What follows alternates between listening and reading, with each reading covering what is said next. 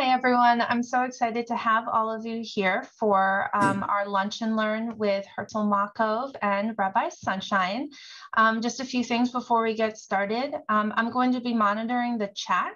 So if you have any questions during the program, feel free to enter them into the chat. During the program, I'm going to keep everyone muted just to limit access noise. Additionally, you're welcome to keep your video off if you'd like. That's not an issue, and because I will be recording. So just want to put that out there. So with that said, I'm going to spotlight Rabbi Sunshine and spotlight Mr. Makov, and we're going to get started. Take it away. Thank you, Katie. Appreciate your helping to organize this for us, for our community. This is a wonderful opportunity to spend some time with Mr. Makov today.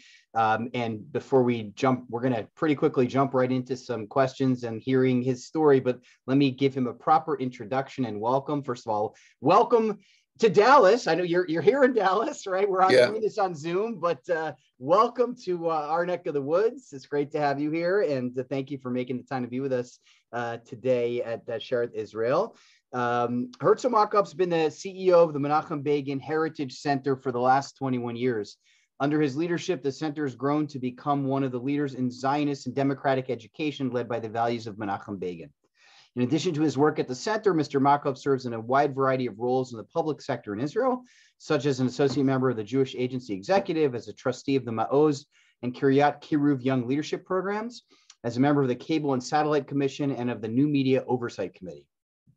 He was also the founding chairman of Prat, Israel's leading pluralistic Beit Midrash for young people. And I should note that I haven't had a chance to talk with you about that, but Micha Goodman was one of my teachers at the Hartman Institute when I did my fellowship there. So Micha is an incredible resource, really, I'd say the heart and soul of Prat, it seems. So I'm sure you must love working with him too.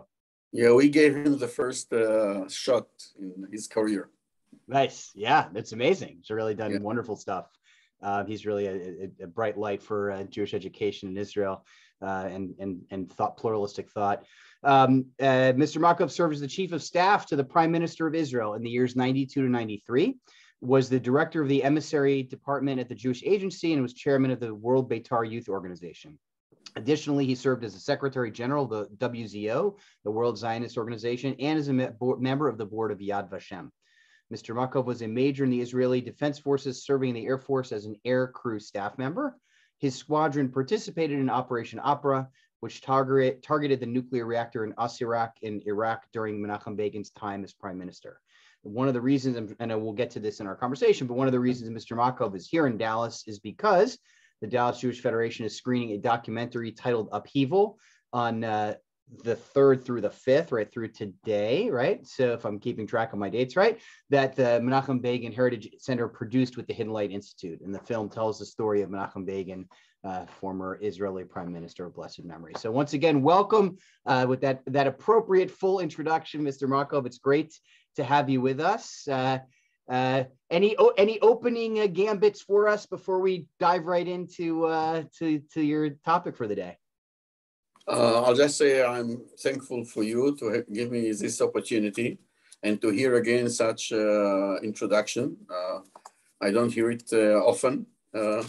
So thank you very much. And let's dive. Excellent. So maybe you could start off, tell us a little bit about your relationship to Prime Minister Begin. Well, I didn't work with Menachem Begin. I knew him when I was a young boy. And he was the leader of the opposition. My family were close to him, so I met him a few times, I saw him a few times, but actually there was no personal connection. And as you just mentioned in the introduction, I was most of his term as a prime minister, I was in the army, so for sure I couldn't have any relationship with the prime minister. I guess that my commander wouldn't like such a connection. But in a way, with other consideration, I felt it's kind of a closure for me to be in the Begin Center and to study the Osirak attack, which Menachem Begin ordered it, and it's considered to be one of the decision-making process in Israel, one of the best decision process making. I guess, you know, I mean, Israelis usually are not so good in processes. We like the Unterschur as a bottom line, tachles, as we say in Hebrew.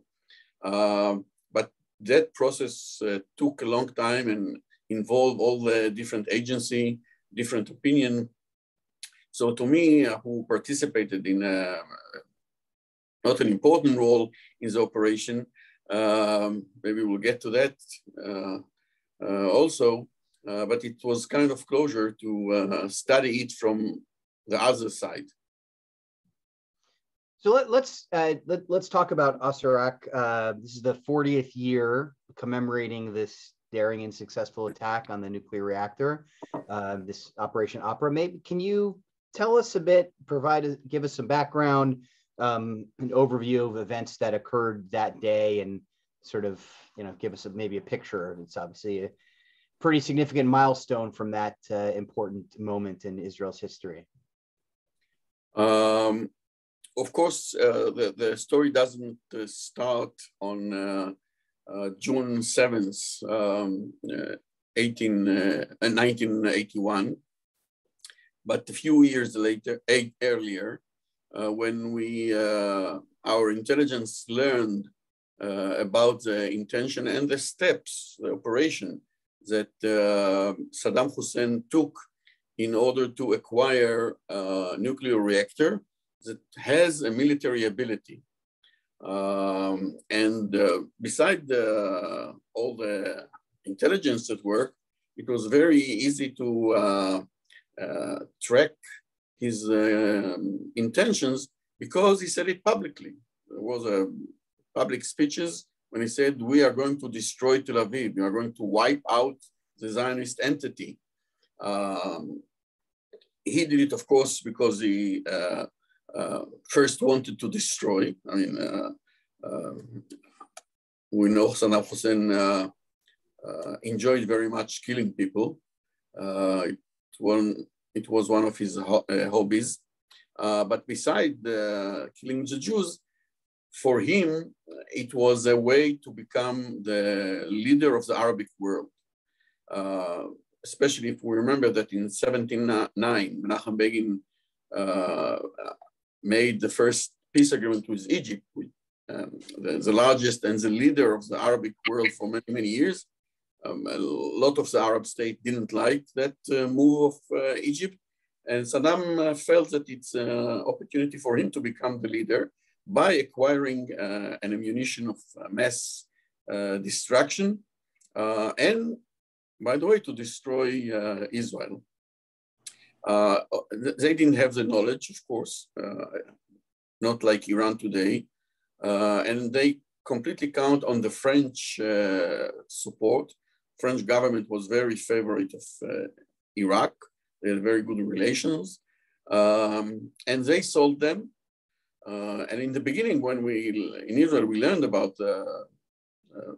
what's going on, we tried with diplomatic measure to convince France and then Italy, which they also sold some elements, to stop doing it and to prevent Iraq from becoming nuclear state. The French had their own interest and they refused. They said, we are selling only civil nuclear reactor. The elements that Italy are selling, that's what can be the game changer. And when we went to Italy, they said, look, we are selling only a very small percentage of the project. If the French won't sell the reactor, we won't have anything to sell as well. And they send back and forth our foreign minister at the time, Yitzhak Shamir, later on became the prime minister, which, as you mentioned, I had the privilege of working with him as a chief of staff. We went also to the American administration. It was during Carter administration, and they didn't succeed also. Hello. So we tried with, some other means and I had to tell you. And some other means that, ships that were on the way to Iraq suddenly and somehow were blown. But we realized, our Mossad people realized that won't stop the Iraqi. And in 1980, Menachem Begin came to the conclusion that he had to stop it. It's unacceptable that, as he said, an enemy of the Jewish people will acquire an ammunition of mass destruction. We all know the slogan, never again. For Menachem Begin, it wasn't a slogan, it was a command. And the other things that he said, and all those statements became later on known as the Begging Doctrine, which is still the cornerstone of Israeli policy. If an enemy of the Jewish people threats that he is going to destroy us, we should believe him. And then do the utmost in order to prevent him from doing it. So there are a few elements here in the doctrine. First, to take seriously. And we know from Jewish history, we have the tendency to ignore or to dismiss such intention of enemies. It never in history went well when we ignored it. And then to do our utmost. And he ordered the military, after a long, as I said, discussion and process where all the intelligence agency were involved. And he brought to the cabinet those who were in favor and support his decision and those who were against his decision. It was very interesting because the head of the Mossad at the time, General Khofi, was against the operation. His deputy, number 2, was for the operation. The head of the intelligence of the army, General Sagi, was against, and his number 2 was for the operation. And Begin brought them all to the cabinet meeting, and they expressed their opinion. And Begin had a majority in the cabinet from day one, but he didn't want only a majority, he wanted consensus. Such an important action and such dangerous. We have to remember, success is not guaranteed in such an event. And actually we anticipated some casualties. 8 airplanes or another 14 actually were 1,000 miles away beyond enemy line. And the countries between us and Iraq are also enemies countries. So it's not an easy task to take. And there is no insurance company will give you, guarantee or insure you for such an event. So it was a risk, and he wanted the consensus. And that and after all the effort and a few proposals, because of a few issues that came, we arrived to the eve of Shavuot, Chag Shavuot, 1981. It was a Sunday.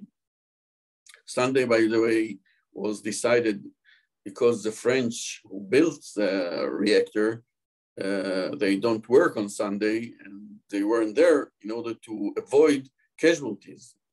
And another element regarding the timing was that in a few months the reactor was supposed to start being operative, what we called hot reactor.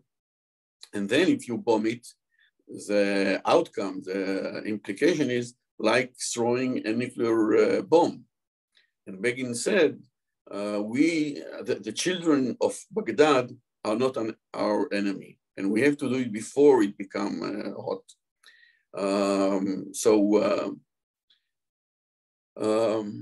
We got the green light, and 8 F-16 bombers aircraft took off, escorted by 6 F-15 to protect them. And I, in my squadron had early warning and surveillance aircraft. We stayed in electronic silence in order not to be detected. And we flew high over Israel, looking to see if there are going to be any trouble, if we will need to direct the interceptors or to direct, God forbid, the helicopter if we have to rescue someone. And the operation went very well. So at the end, my mission or our mission in the squadron was quite boring. We had nothing to do but to stay and watch and hearing the code Charlie, which was the target was destroyed, and we are all in good condition. And to see the 8 F-16 landing after a mission that took about 2.5 hours. That was a long answer to your question. No, that's okay. It's I mean, it's a complex story.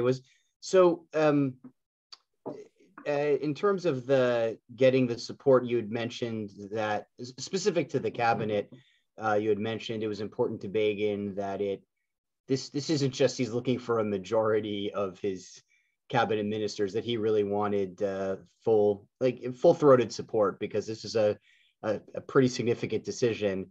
What was, in terms of the relationship with Peres, how did that play out, and did that complicate things at all, or how did that get navigated?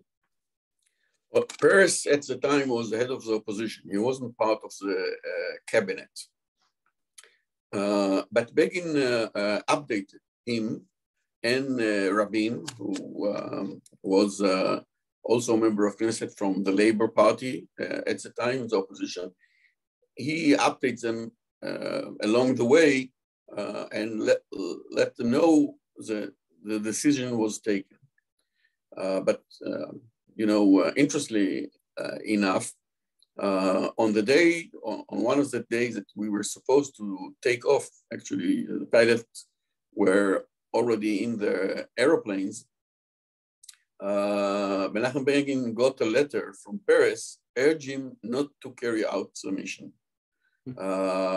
Warn him that it will cause Israel a lot of trouble, and it seems that there's going to be a new president in France, Mitterrand, that is friendly with Israel. Maybe we can do something.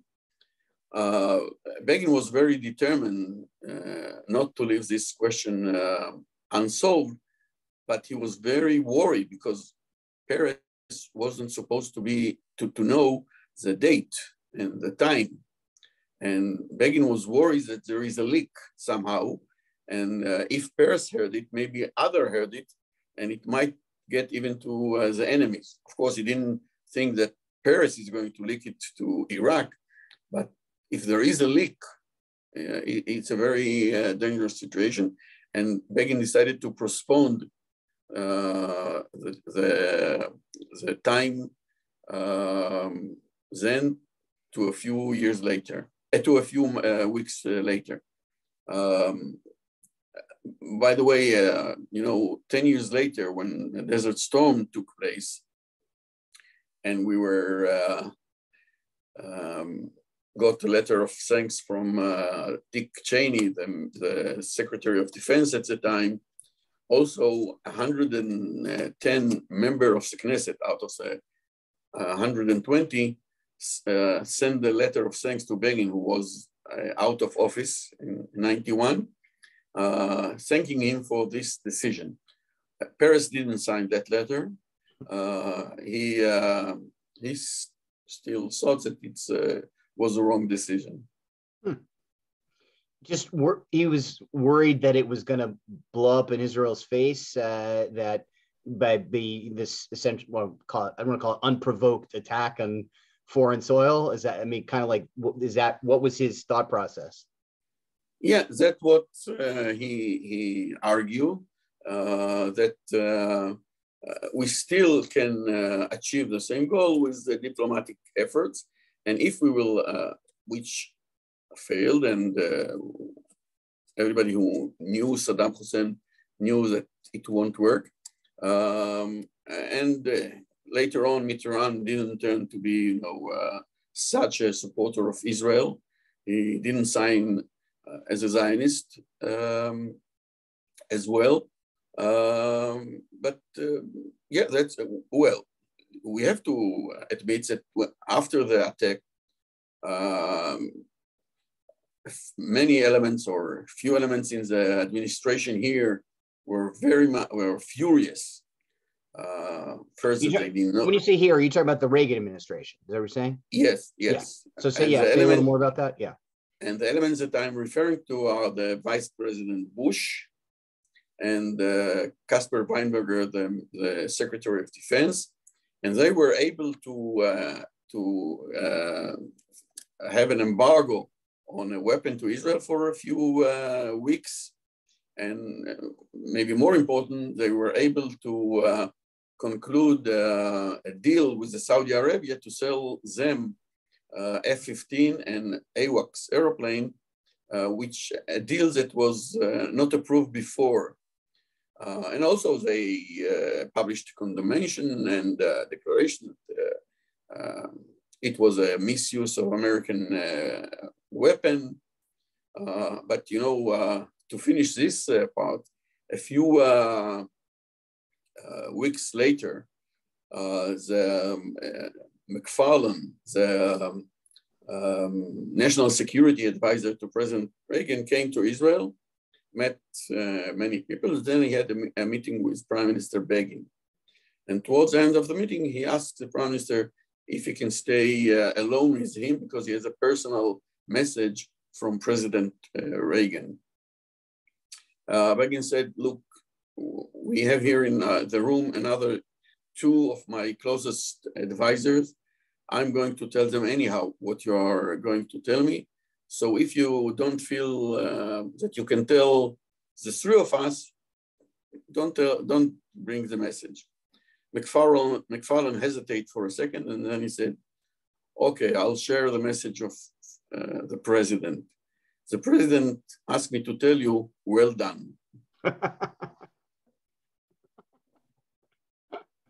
Did you say initially at least the public stance of the Reagan administration, or you mentioned Weinberger and Vice President Bush, was it because they were blindsided by this? Is it more that, or that they disagreed with the decision on paper? They did, because obviously we hear what the message in the end was from McFarlane to Begin, which was good job. But what was the public backlash from the administration about that kept in the dark? Or no, I don't think that's hurt a little bit the ego, but that's not what it wasn't the base.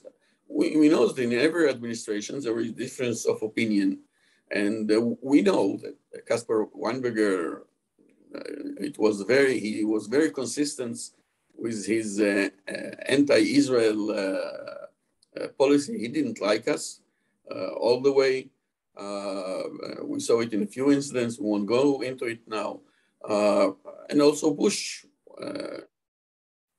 as a vice president, and also as a president when Yitzhak Shamir was prime minister.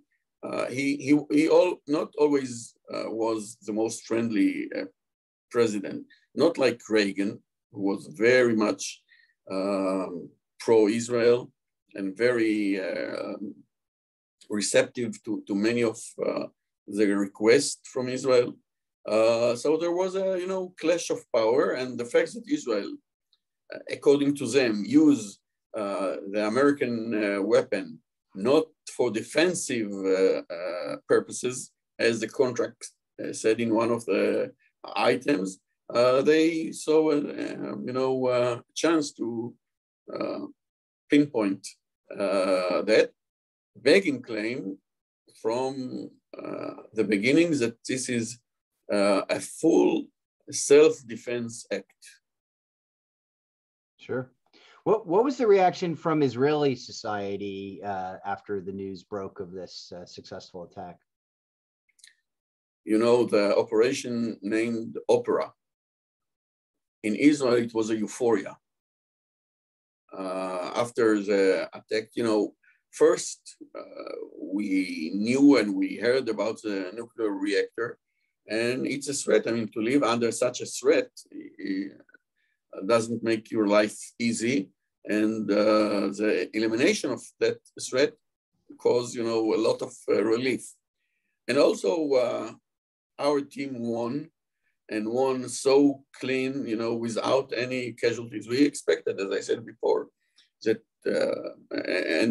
without bringing God to the event, it's very hard to understand how come, for example, the Iraqi Air Force didn't react at all.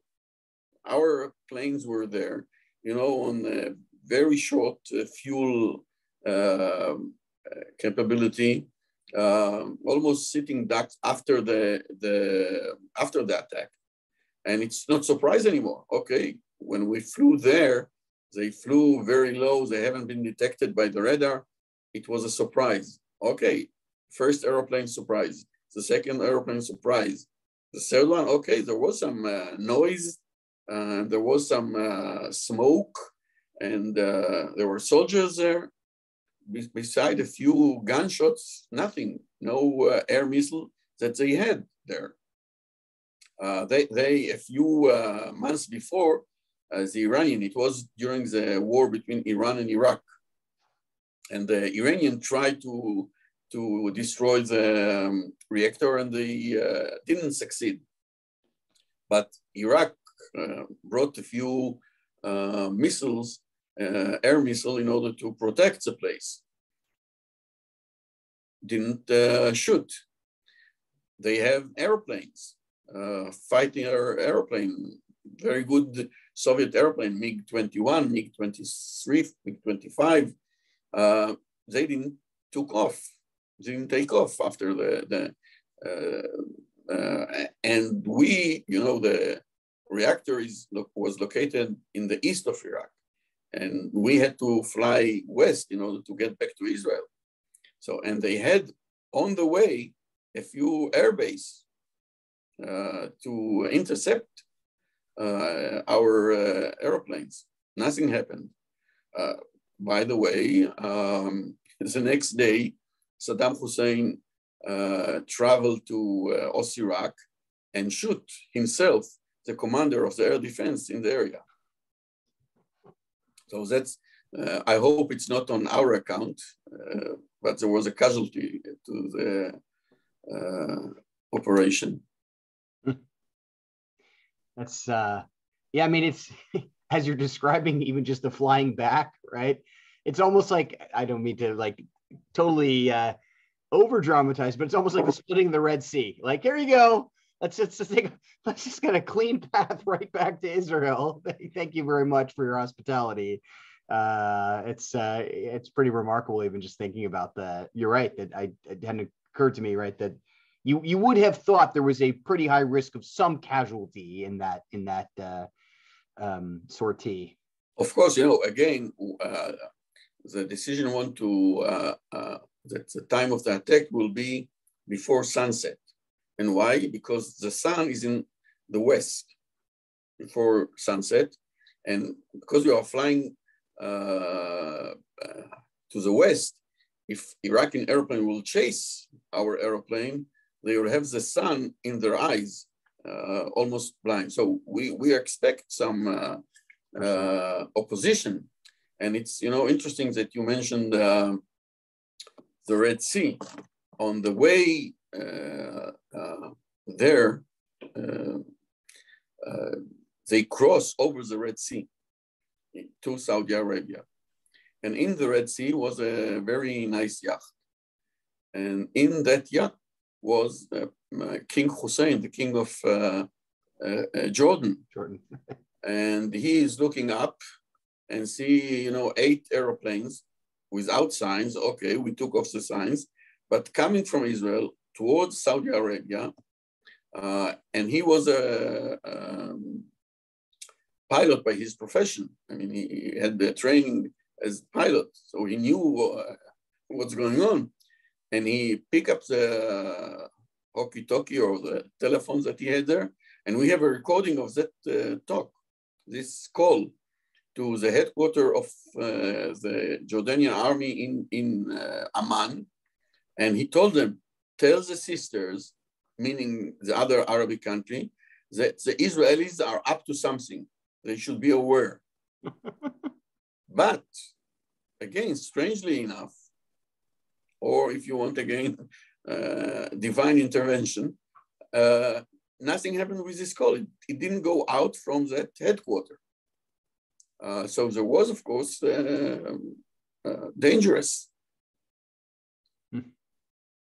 Wow, it's pretty amazing, the combination of circumstances that were involved and how smoothly the entire operation went. Really, it sounds like pretty much from start to finish. Switching gears a little bit, let's come back to what brought you here to Dallas this week. Maybe can you talk to us a bit about this documentary? And let's start open-ended. Tell us a little bit about the documentary and what's going on this week. And if Rob Schwartz is on now and can speak, I think that he is a better source as an executive producer and who initiated. Is Rob there? Yeah, Rob's there. Hold on. Let me add spotlight. Yes. Hi, Rob. Welcome. Hi. Can you hear me? Yeah, we got you. Thank God. So the quick summary, about 4 years ago, I read the book Prime Ministers by the late Yehuda Avner. And I was awed by his words about Menachem Begin. Started to research to look for a documentary and ultimately concluded nothing had been made. And I was in the process of selling my business and retiring. And I decided that it was critically important for not just the Jewish community, but the world to understand and appreciate his contributions and his moral leadership. Went to New York, had dinner with Senator Joe Lieberman, my former boss, and we both discovered we read and finished the book days apart. Both loved Begin. And then I met him the next day, and he said something that sometimes he regrets. How can I help you?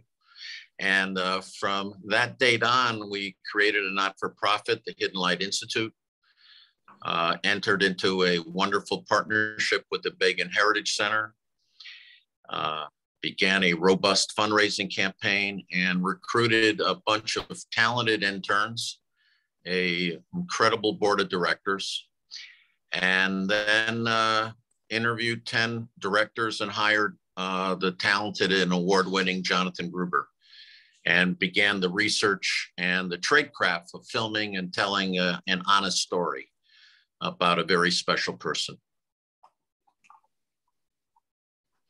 The movie, by the way, is going to be shown by Jewish Federation tomorrow evening. A lot of people in Dallas have signed up, over 400 to date.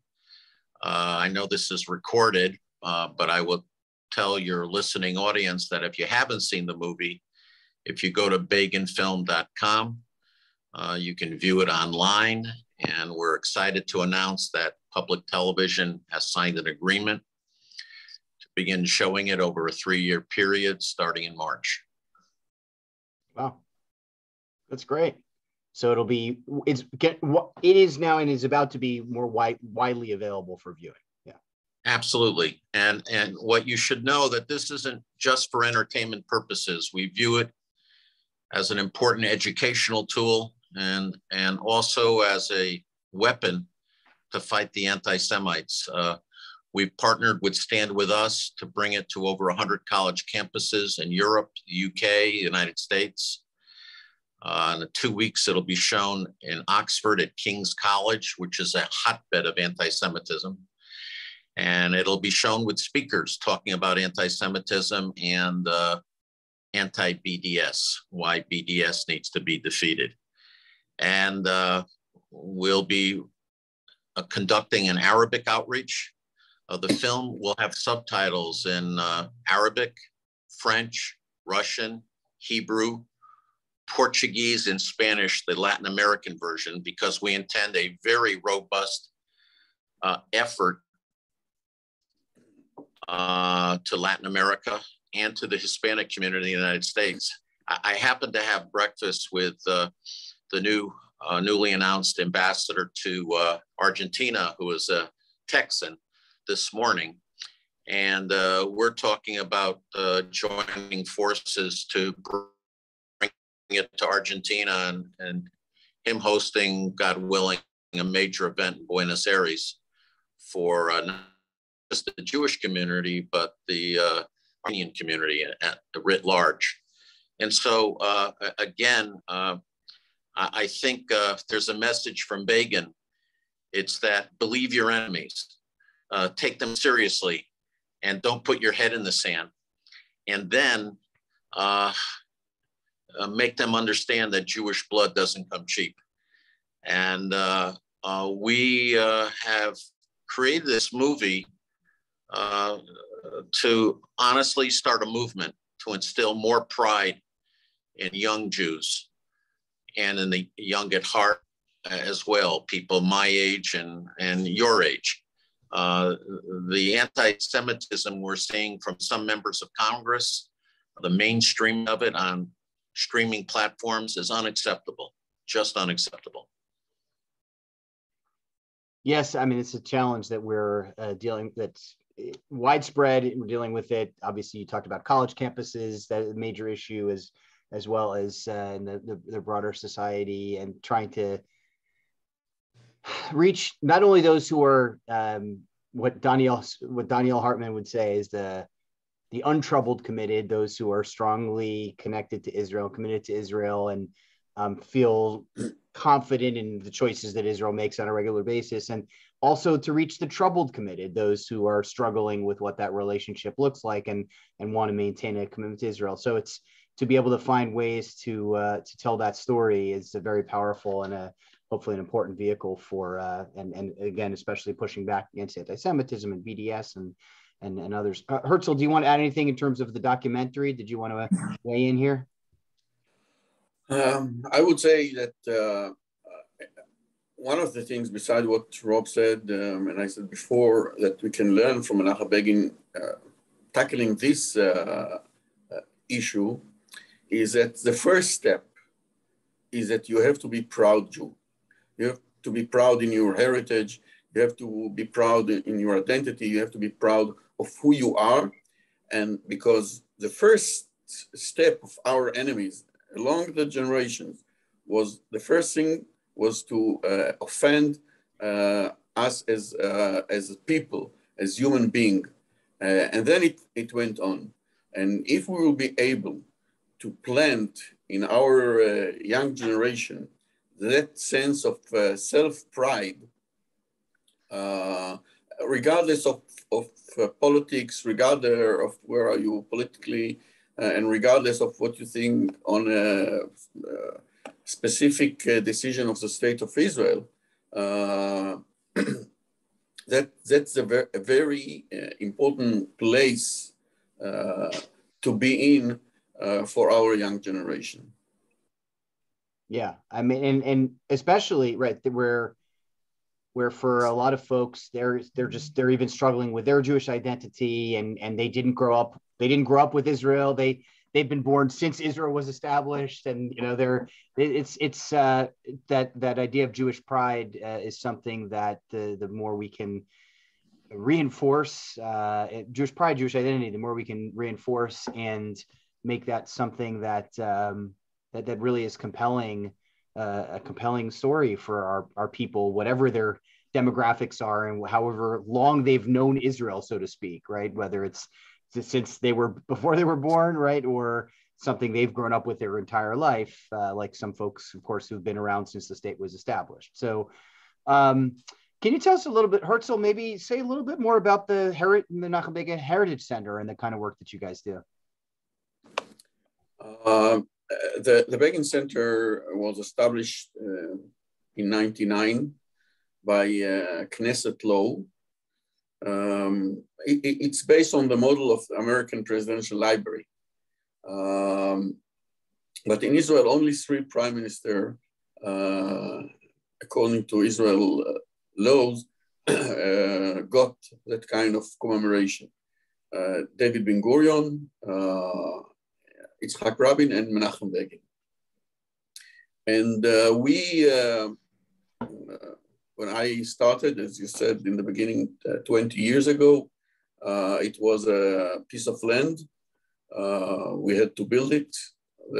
According to the law, all the construction, the capital has to be raised from private contributors, as again in the States. And the activity and the maintenance is supposed to be covered by the government, but we know governments, they keep their 60% coverage, and we have to raise the rest.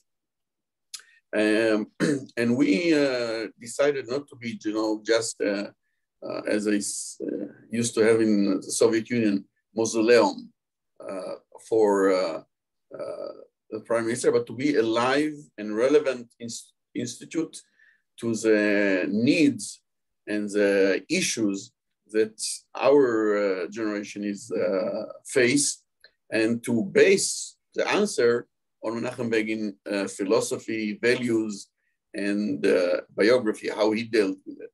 So that's the main thing for us. We are not a history institution, but we are a legacy institute.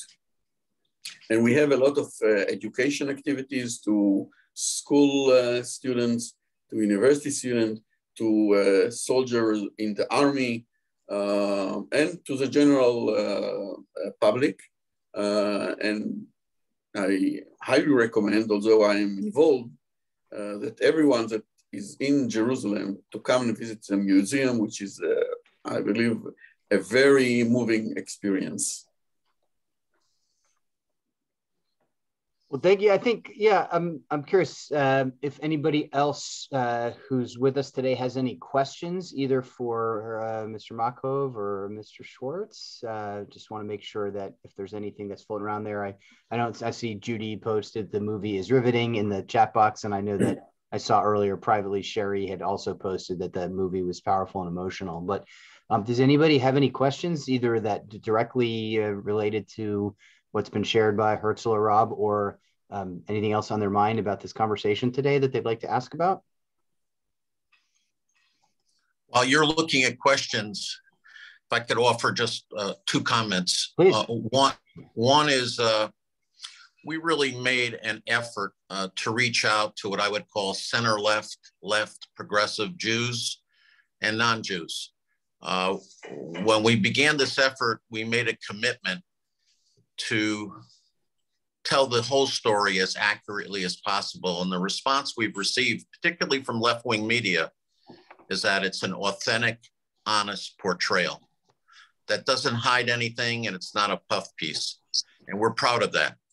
The second, and it's my message to the Synagogue and Aipac, as a thank you for doing this interview and encouraging people to see it. And my hope is you can send the message to the rest of Aipac and to other synagogues that it's important to screen and view this film.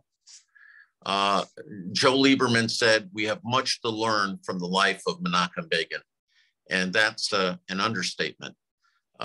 His type of leadership is rare, and he sets a powerful example for Jews of all ages. And so my hope is that Aipac will pass the word up and down the line to really use this tool. We made this to be used, to be viewed, and to use as an educational tool.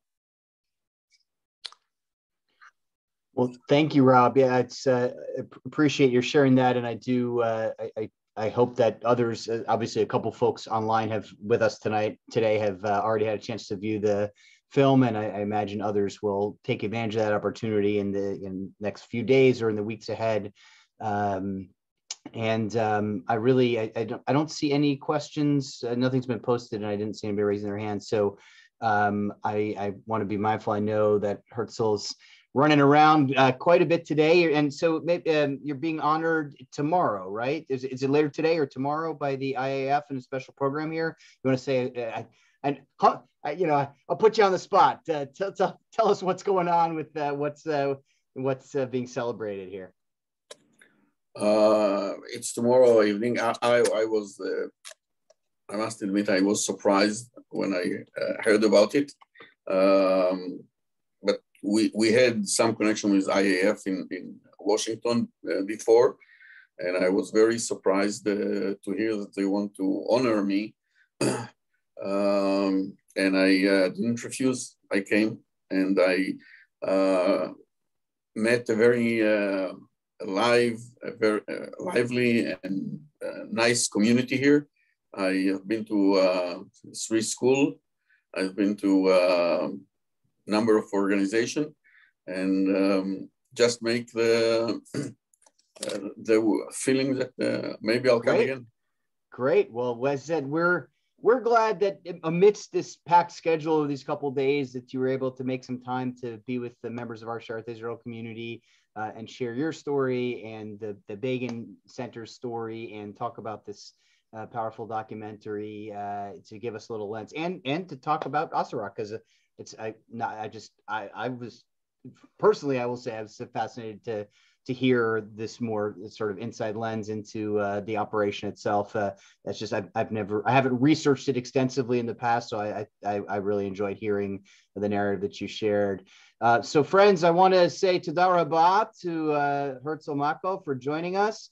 And as a special also shout out to Rob Schwartz for being with us, and Yasher Koach Mazel Tov on your honoring tomorrow evening. We hope you enjoy the rest of your stay here in Dallas. Thank you very much. Wish you, of course, Nisiat Tova, and hopefully you'll return again to us one day, and we'll see you in person as opposed to just on Zoom. We look forward to that. Over lunch next time. That's right. We'll even serve food. And I want to thank Katie and Alex again for working to coordinate the details of the program. Thanks everybody for tuning in with us today. Thank you. Thank you. Take care, everybody.